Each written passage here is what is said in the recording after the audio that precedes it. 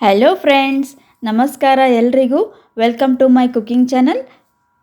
ಇವತ್ತಿನ ರೆಸಿಪಿಯಲ್ಲಿ ವಡಾ ಪಾವ್ಗೆ ಹಚ್ಚುವಂತಹ ಎರಡು ತರಹದ ಚಟ್ನಿ, ಕೆಂಪು ಚಟ್ನಿ ಮತ್ತು ಹಸಿರು ಚಟ್ನಿ ಹೇಗೆ ಮಾಡೋದು ಅಂತ ತೋರಿಸ್ತಾ ಇದ್ದೀನಿ. ಈ ವಿಡಿಯೋನ ಸ್ಕಿಪ್ ಮಾಡದೆ ಕೊನೆವರೆಗೂ ನೋಡಿ. ವಡಾ ಪಾವ್ಗೆ ಮೇನ್ ಚಟ್ನಿ ಇದು. ಈ ಚಟ್ನಿಯಿಂದನೇ ವಡಾ ಪಾವ್ಗೆ ಟೇಸ್ಟ್ ಬರೋದು. ಮಾಡಲು ಬೇಕಾಗಿರುವ ಇಂಗ್ರೀಡಿಯೆಂಟ್ಸ್ ನೋಡೋಣ. 5 ಬೆಳ್ಳುಳ್ಳಿ, 4 ಒಣಮೆಣಸಿನಕಾಯಿ, ಅರ್ಧ ಕಪ್ಪಷ್ಟು ಶೇಂಗಾ, 4 ಟೇಬಲ್ ಸ್ಪೂನ್ನಷ್ಟು ಒಣ ಕೊಬ್ಬರಿ ಪುಡಿ ತೊಗೊಂಡಿದ್ದೀನಿ, ರುಚಿಗೆ ತಕ್ಕಷ್ಟು ಉಪ್ಪು, ಅರ್ಧ ಟೇಬಲ್ ಸ್ಪೂನ್ ಸಾಸಿವೆ, ಅರ್ಧ ಟೇಬಲ್ ಸ್ಪೂನ್ ಜೀರಿಗೆ, 2 ಟೇಬಲ್ ಸ್ಪೂನ್ನಷ್ಟು ಎಣ್ಣೆ ತೊಗೊಂಡಿದ್ದೀನಿ. ಹೇಗೆ ಮಾಡೋದು ಅಂತ ನೋಡೋಣ. ಈಗ ಕುಕ್ಕಿಂಗ್ ಪ್ಯಾನ್ಗೆ 2 ಟೇಬಲ್ ಸ್ಪೂನ್ನಷ್ಟು ಎಣ್ಣೆ ಹಾಕ್ಕೊತಾ ಇದ್ದೀನಿ. ಎಣ್ಣೆ ಬಿಸಿ ಆದಮೇಲೆ 5 ಬೆಳ್ಳುಳ್ಳಿನ ಹಾಕ್ಕೊತಾ ಇದ್ದೀನಿ. 4 ಒಣಮೆಣಸಿನಕಾಯಿ ಹಾಕ್ಕೊಂಡು ಎಣ್ಣೆಯಲ್ಲಿ ಫ್ರೈ ಮಾಡ್ತಾ ಇದ್ದೀನಿ.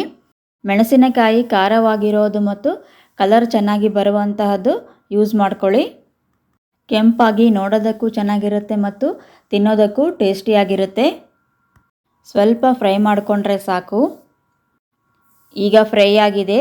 ಅರ್ಧ ಕಪ್ ಶೇಂಗಾ ಹಾಕ್ಕೊಂಡು ಶೇಂಗಾನು ಎಣ್ಣೆಯಲ್ಲಿ ಫ್ರೈ ಮಾಡ್ಕೊತಾ ಇದ್ದೀನಿ. ಗ್ಯಾಸ್ನ ಲೋ ಫ್ಲೇಮಲ್ಲಿ ಇಟ್ಕೊಂಡು ಗೋಲ್ಡನ್ ಬ್ರೌನ್ ಆಗೋವರೆಗೂ ಶೇಂಗಾನು ಫ್ರೈ ಮಾಡ್ಕೊಳ್ಳಿ.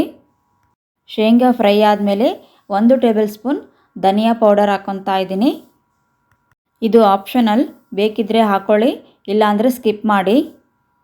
ಅರ್ಧ ಕಪ್ಪಷ್ಟು ಒಣ ಕೊಬ್ಬರಿ ಪುಡಿ ಹಾಕ್ಕೊತಾ ಇದ್ದೀನಿ ಮತ್ತು ರುಚಿಗೆ ತಕ್ಕಷ್ಟು ಉಪ್ಪು ಹಾಕ್ಕೊಂಡು ಮಿಕ್ಸ್ ಮಾಡ್ತಾ ಇದ್ದೀನಿ. ಮಿಕ್ಸ್ ಆದಮೇಲೆ ಇದು ಕೂಡ ಎಣ್ಣೆಯಲ್ಲಿ ಫ್ರೈ ಮಾಡ್ಕೊತಾ ಇದ್ದೀನಿ. ಕೊಬ್ಬರಿ ಕಲರ್ ಚೇಂಜ್ ಆಗೋವರೆಗೂ ಎಣ್ಣೆಯಲ್ಲಿ ರೋಸ್ಟ್ ಮಾಡ್ಕೊಳ್ಳಿ. ನೀವು ಕೂಡ ಟ್ರೈ ಮಾಡಿ ಕಮೆಂಟ್ ಮಾಡಿ ತಿಳಿಸಿ ಹೇಗಿದೆ ಅಂತ.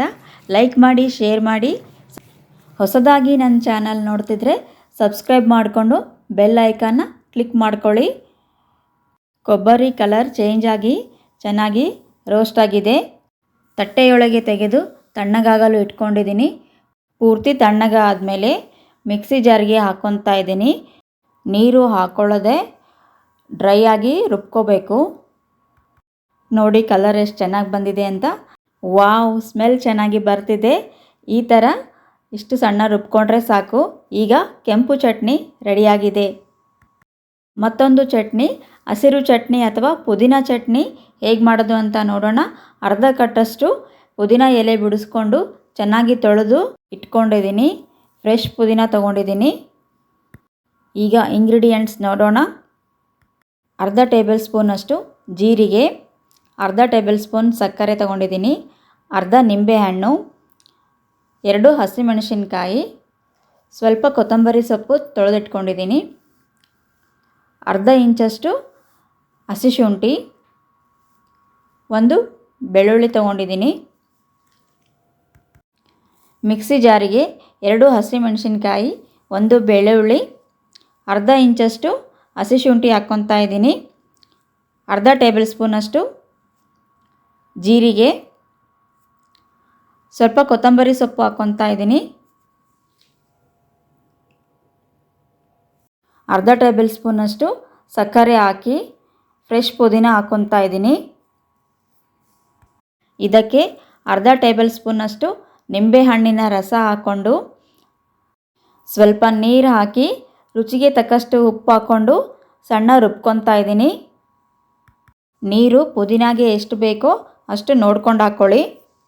ಪೂರ್ತಿ ಸಣ್ಣ ಆಗೋವರೆಗೂ ರುಬ್ಕೊಂಡಿದ್ದೀನಿ. ಈಗ ಪುದೀನ ಚಟ್ನಿ ರೆಡಿಯಾಗಿದೆ. ವಡಾ ಪಾವ್ಗೆ 2 ತರಹದ ಚಟ್ನಿ ಮಾಡಿಕೊಂಡು ಎಂಜಾಯ್ ಮಾಡಿ. ಮತ್ತೆ ಸಿಗ್ತೀನಿ ಮತ್ತೊಂದು ರೆಸಿಪಿಯೊಂದಿಗೆ. Thanks for watching.